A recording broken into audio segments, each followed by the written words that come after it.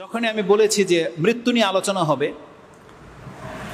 মৃত্যু নিয়ে আলোচনা করার কথা যখনই হয় আমরা আসলে মৃত্যুর কথা ভুলে যাই, বা মৃত্যুকে আমরা ভুলে থাকতেই পছন্দ করি। যখনই মৃত্যু নিয়ে আলোচনা করবেন দেখবেন যে মনের যত স্বাদ আছে সব দূর হয়ে যাবে। এখন আপনার দেখেন প্রত্যেকের চেহারা মলিন হয়ে গেছে, ওই ইটা নাই, ইমেজটা নাই, একটা ফুর্তি যেটা থাকতো সেটা নাই। এখন বাকি কথাগুলো যখন বলবো, আজকের আপনার মন খারাপ থাকবে কয়েক ঘন্টা, যতক্ষণ পর্যন্ত আজকের খুতবা আপনার স্মরণে থাকবে ততক্ষণ পর্যন্ত আপনার মন খারাপ থাকবে। যেমনি আজকের কথাগুলো আপনি বলতে শুরু করবেন তখনই আবার আপনি রং তামসা, ওই ফিল্ম, নাচ গান ওগুলোর সাথে জড়াবেন। এটা হচ্ছে ফিতরত মানুষের। তো মৃত্যু সম্পর্কে আমরা আলোচনা করাটাকে পছন্দ করি না। যখনই কারোর সাথে আপনি মৃত্যু নিয়ে আলোচনা করবেন দেখবেন তার মধ্যে একটা বিষাদ তৈরি হয়ে যাবে, খিটখিটে মেজাজের হয়ে যাবে, তারপর সে অপছন্দ করবে, বরং আপনার সাথে সে অসন্তুষ্টি প্রকাশ করবে। আর জানেন এই স্বভাবটা কাদের মধ্যে সব থেকে বেশি? সুবহানাল্লাহ, এটা আমাদের বৃদ্ধ লোকদের মধ্যে সব থেকে বেশি। আপনি হয়তো ভাববেন যে আমি যুবক দেখে তাদেরকে অপবাদ দিচ্ছি, এইটা আপনার অন্তরের খবর। এটা আমি কিভাবে জানলাম? আপনার রব আমাদেরকে জানিয়েছে। এই তথ্য আমাদেরকে আল্লাহ সুবহানাহু ওয়া তাআলা জানিয়েছে, মুহাম্মদুর রাসূলুল্লাহ সাল্লাল্লাহু আলাইহি ওয়াসাল্লামের মাধ্যমে আমাদেরকে জানিয়েছে যে এই পৃথিবীতে যারা লং টাইম জীবিত থাকে, 50, 60, 70 বছর বেঁচে থাকে, তাদের দুনিয়ার প্রতি এতটা মায়া জন্মে যায় এখন তারা মরতে চায় না। আল্লাহ সুবহানাহু ওয়া তাআলা বলতেছে রাসূল সাল্লাল্লাহু আলাইহি ওয়াসাল্লামের মাধ্যমে যে বৃদ্ধ লোক যারা, বয়স্ক লোক যারা, তারা মরতে চায় না। মৃত্যুর কথা তাদের সামনে আলোচনা করেন, তাকে আপনি সন্তুষ্ট করতেই পারবেন না।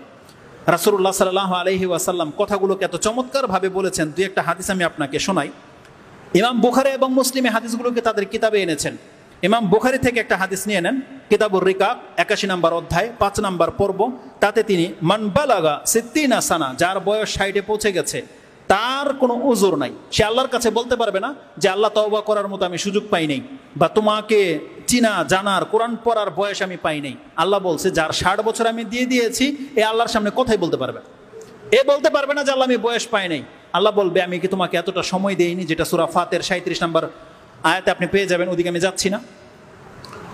তো এই পর্বে ইমাম বুখারী একটা হাদিস এনেছেন, 6420 নম্বর হাদিস। আবু হুরায়রা তার বর্ণনাকারী, তিনি বলছেন সামিআতু রাসূলুল্লাহি সাল্লাল্লাহু আলাইহি ওয়াসাল্লাম ইয়াকুল, আমি রাসূলুল্লাহ সাল্লাল্লাহু আলাইহি ওয়াসাল্লামকে এই কথা বলতে শুনেছি, লা ইয়াজালু কলবিল কাবীর, কোন বয়স্ক ব্যক্তির অন্তর থেকে কখনোই দূর হবে না শাববান ফি ইসনাইনে, দুইটা জিনিসের ভালোবাসা বা দুইটা জিনিসের চাহিদা, যৌবন তাদের অন্তর থেকে কোনোদিন খালি হয় না। তাদের বয়স বাড়ে কিন্তু অন্তরে ওই দুইটা জিনিস বদ্ধমূল হয়ে থেকে যায়। দুইটা চাহিদা তাদের অলওয়েজ থেকে যায়, ওটা বৃদ্ধ হয় না, ওটা যুবকই থাকে।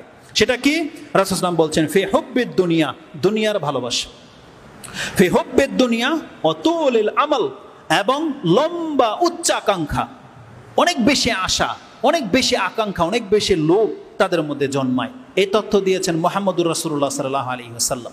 কেন? একটু ব্যাখ্যা বলে দিই, তারপর বাকি শব্দগুলো বলবো। এটা এই জন্যে, একজন ব্যক্তি যারা কষ্ট করে 30-40 বছর পর্যন্ত চাকরি বাকরি করেছেন, তারপরে একটা পর্যায়ে একটা জায়গা কিনেছেন, তারপরে আরো 20 বছরের টাকা দিয়ে একটা বাড়ি করেছেন, মানে বাড়ি করতে আপনার 50 বছর লেগে গেছে। আপনি গাছ লাগিয়েছেন, এখন ফল দিচ্ছে, মেয়েগুলো বিয়ে হয়ে গেছে, ছেলেগুলো এখন ইনকাম করতেছে, আপনার এখন পেনশন আসছে বা একটা দোকান টোকানের ভাড়া আসছে, এখন আপনার খাওয়ার সময়, এখন ফল পাকার সময় হয়েছে, এখন আপনি ভোগ করবেন। এত চমৎকার একটা বাড়ি হয়ে গেছে, এতদিন শুধু পেরেশানি ছিলেন, এখন একটু রিল্যাক্সে আছেন। এই সময় যদি আপনাকে কেউ সংবাদ দেয় যে আপনি আর বাঁচবেন না, এটা অবশ্যই কষ্টের কারণ। এই মায়া, এই বিল্ডিং এর মায়া, এই বাড়ি ঘর, এই ক্ষেত খামার, এত কিছু আপনি করেছেন আপনার জীবন নিজের হাতে, এখন এগুলো ছেড়ে দিয়ে আপনাকে যেতে হবে এই কষ্টে, তখন সে এটাকে আর সহ্য করতে পারে না, তখন সে আর মরতে চায় না। এই জন্য সে বাঁচতে চায়। তার সামান্য একটু অসুস্থ হলে সে দেখবেন যে সন্তানদের সাথে সে কি রিয়েক্ট করে।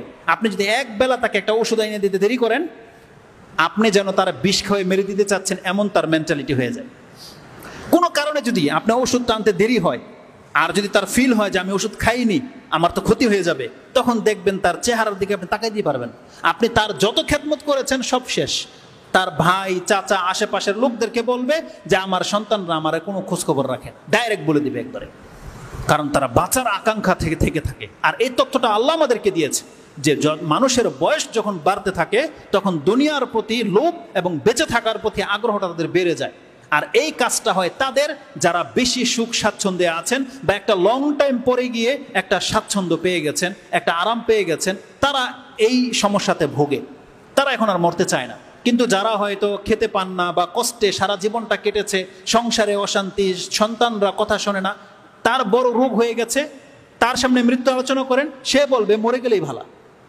তখন সে বলবে মরে গেলে ভালো, সে চায় মরে যাই, কারণ আমার যন্ত্রণা সহ্য হয় না। কিন্তু যারা আরাম আয়েশে আছেন তারা মরতে চায় না। রাসূল সাল্লাল্লাহু আলাইহি ওয়াসাল্লাম বলছেন মানুষের বয়স তো বাড়ে কিন্তু অন্তর বৃদ্ধ হয় না, অন্তরের মধ্যে চাহিদা থেকেই যায়। আরেকটা জুমলা কি আছে, হুব্বুল আয়েশ ওয়াল মাল, মানুষের বয়স বাড়ার সাথে সাথে দুইটা জিনিসের লোভ বেড়ে যায়। একটা হচ্ছে আয়েশ, বেঁচে থাকার শখ, আরেকটা হচ্ছে ধন সম্পত্তি বেশি হোক, একটু মানে স্বাচ্ছন্দ্য ভোগী, ভালো কিছু খেতে পাই, ভালো গাড়ি দিয়ে চড়তে পারি, এসির নিচে থাকতে পারি, এই ধরনের চাহিদা তার জেগে যায়। এই যে ইমাম বুখারী কোট করেছেন। তো রাসূল সাল্লাল্লাহু আলাইহি ওয়াসাল্লাম বলেছেন যখনই মানুষ বয়স বেড়ে যায় তখন দুইটা জিনিসের চাহিদা তার বাড়তে থাকে। এক হলো দুনিয়াতে বেঁচে থাকার আশা, আরেকটা হচ্ছে সম্পদের লোভ, যে আমার অর্থ সম্পত্তি যদি আমার কাছ থেকে হারিয়ে না যেত, আমি যদি আরও টাকা পয়সার মালিক হইতাম, এটা মানুষের জেগে যায়।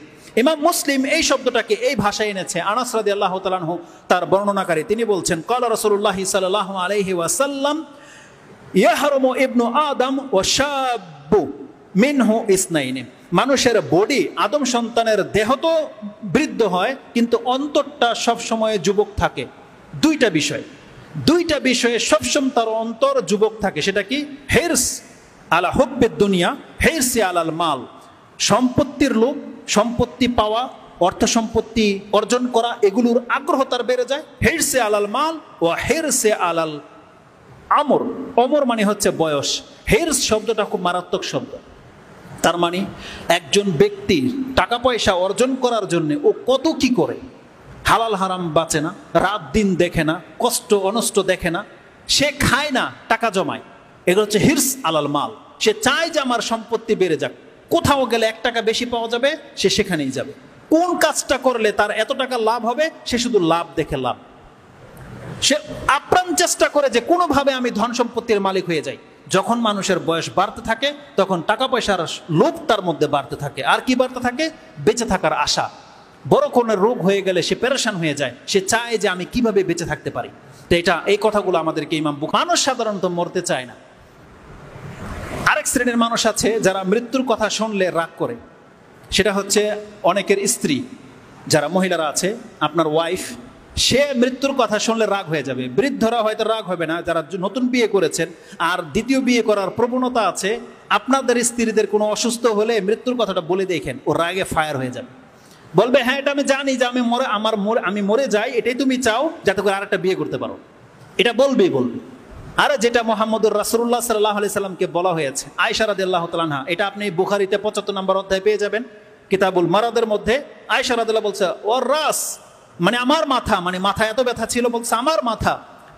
রাসূল সাল্লাল্লাহু আলাইহি ওয়াসাল্লাম বলছেন তুমি চিন্তা কেন করো, তুমি মরে গেলে আমি দোয়া করবো, আর আমি মরে গেলে তুমি আমার জন্য দোয়া করবে। আয়েশা রাদিয়াল্লাহু তাআলা বলছেন হ্যাঁ এটা আমি জানি, আপনি তো এইটাই চান যে আমি মরে যাই, যেদিন আমি মরে যাব সেদিন আপনি আরেক স্ত্রীর ঘরে থাকতে পারবেন। তো মহিলারা মৃত্যুর কথা শুনতে চায় না, শুনলেই ফায়ার হয়ে যাবে। যখন আপনি বলবেন, আপনি নিজের কথা যদি বলেন আমার মনে হয় আমি আর বেশি দিন বাঁচবো না, তখন আপনাকে ধমক দিবে, এই এগুলো কি বলেন এগুলো কথা। আপনার মা, আপনার খালা আপনাকে বলবে এগুলো কি সব বলস তুই, এগুলো বলতে নাই। সুবহানাল্লাহ। মানে মৃত্যুকে আমরা এমন ভাবে ভয় করি, বা মৃত্যুটাকে আমাদের কাছ থেকে আমরা পারলে অনেক দূরে সরিয়ে রাখতাম, কিন্তু আল্লাহ সুবহানাহু ওয়া তাআলা বলছেন পৃথিবীর কোনো মানুষকে আজ পর্যন্ত পেরেছে তার কাছ থেকে মৃত্যুকে দূরে রাখতে, আর না কোনো ব্যক্তি পারবে। এজন্য আপনি যতই মৃত্যুকে অপছন্দ করেন না কেন, মৃত্যু কিন্তু আপনাকে সাক্ষাৎ ঘটবেই, বরং মৃত্যু আপনাকে খুঁজে বের করবে। মুলাকিকুম, আল্লাহ বলছে সূরা জুমার মধ্যে আছে যে মৃত্যু থেকে তুমি পলায়ন করো, কিন্তু মৃত্যু তোমাকে খুঁজে ধরবে, তোমাকে খুঁজতে হবে না মৃত্যুকে। তুমি কোথায় যাইবা যাও, তুমি যেখানে যাবা মৃত্যু সেখানে উপস্থিত হয়ে যাবে, কারণ তোমার মধ্যে যে প্রাণটা আল্লাহর দেয়া, এটা একটা সৃষ্টি, ওই মৃত্যুটা একটা সৃষ্টি যেটা প্রাণের বিকল্প। প্রাণ যেহেতু তোমার মধ্যে পৌঁছে গেছে, তুমি প্রাণ নিয়ে যেখানে যাবা মৃত্যু অটোমেটিকলি সেখানে চলে আসবে, কারণ মৃত্যু হচ্ছে আপনার প্রাণের বিকল্প, বিপরীত সাইড, এটা আসবেই আসবে। যেমন রাতের পরে দিন আসে, তেমনি আপনার জীবনের পর মৃত্যু আসবেই আসবে, আপনি কোনোভাবে এটাকে দূর করতে পারবেন না। তো রাসূলুল্লাহ সাল্লাল্লাহু আলাইহি ওয়াসাল্লাম বলছেন যে মানুষ মৃত্যু থেকে পালাতে চায়, মৃত্যুকে ভয় পায় বা মৃত্যুকে স্মরণ করতে চায় না।